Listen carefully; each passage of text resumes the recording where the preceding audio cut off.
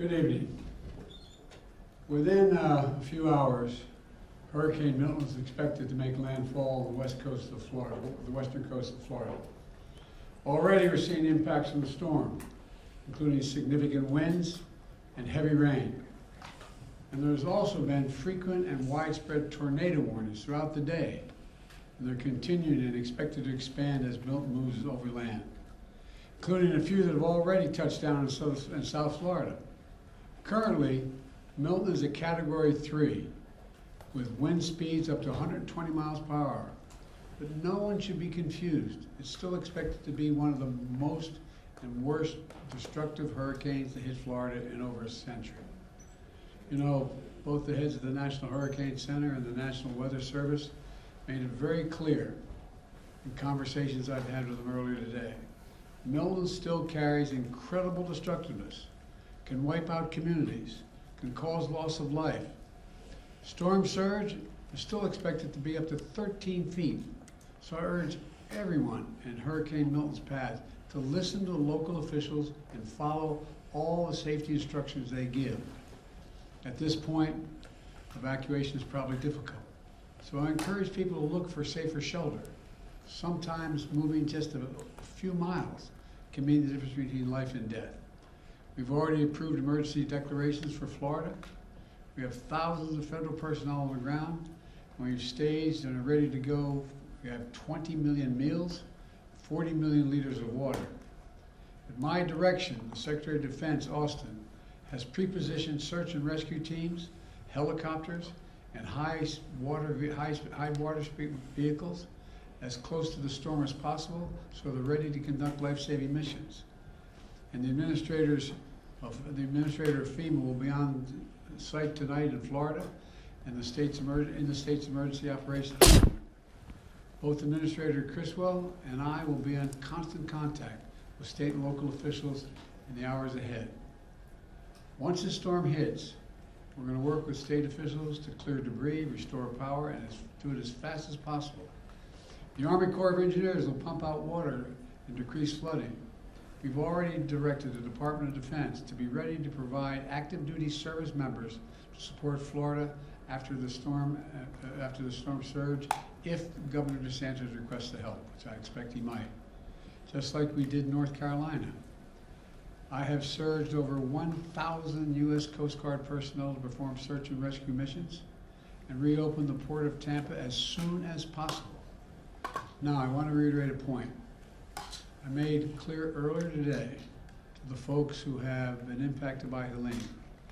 This impact, and will be now impacted by Milton. Over the last few weeks, there's been reckless and irresponsible and relentless promotion of disinformation and outright lies about what's going on. It's undermining confidence in the people in Florida and incredible rescue and recovery work that has been undertaken.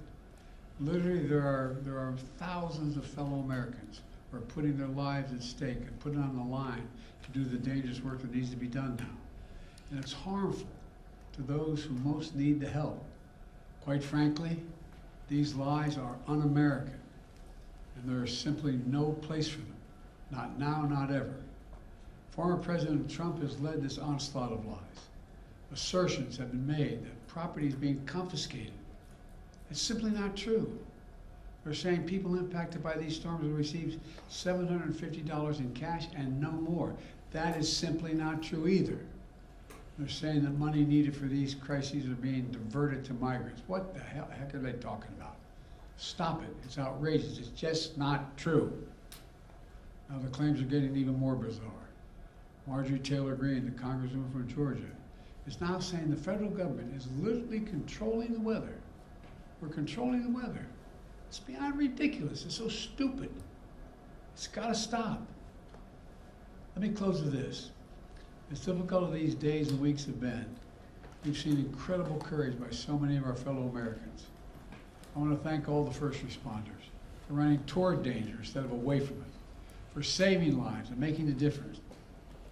FEMA personnel risking their lives, climbing on hillsides to reach people cut off by Helene. Army National Guard flying through the gale wind force that it's amazing what they're doing. Firefighters lifting collapsed wood and metal in an attempt to see if there are survivors, any survivors under the debris, risking their lives. Coast Guard teams rappelling from helicopters to rescue people and risking their own lives. There are countless friends and neighbors who have sacrificed for the greater good. Volunteers leaving their own families behind to help search for someone else's family. Fellow Americans looking out for one another. That's America at its very best. That's who we are. So my final message tonight is to the people of Florida and all the impacted states. We've got your back. We've got your back. And Kamala and I will be there for as long as it takes to rescue, recover, and rebuild. May God bless you all, and may God protect those serving in the eye of this storm on behalf of our nation. Thank you. Why do you think Trump is spreading misinformation? Why do you think Trump is spreading misinformation? To President Putin during the height of the pandemic. Do you have a comment, sir? Why do you think Trump is? Un-American. Why do you think Trump is spreading misinformation? I don't know. I simply don't know. You can speculate, but I just find it. I've used the phrase more than I've used it ever in my whole career. Un-American. It's un-American. It's not who the hell we are. What are they talking about? Sir, have you considered calling him and asking him to stop doing that? To stop spreading this? Come on. Mr. President, does Governor DeSantis need to take Vice President Harris's calls?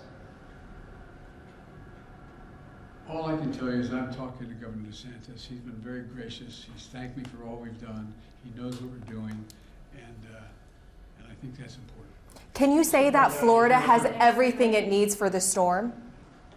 How was your call with Netanyahu today? We didn't talk about the storm. Thank you.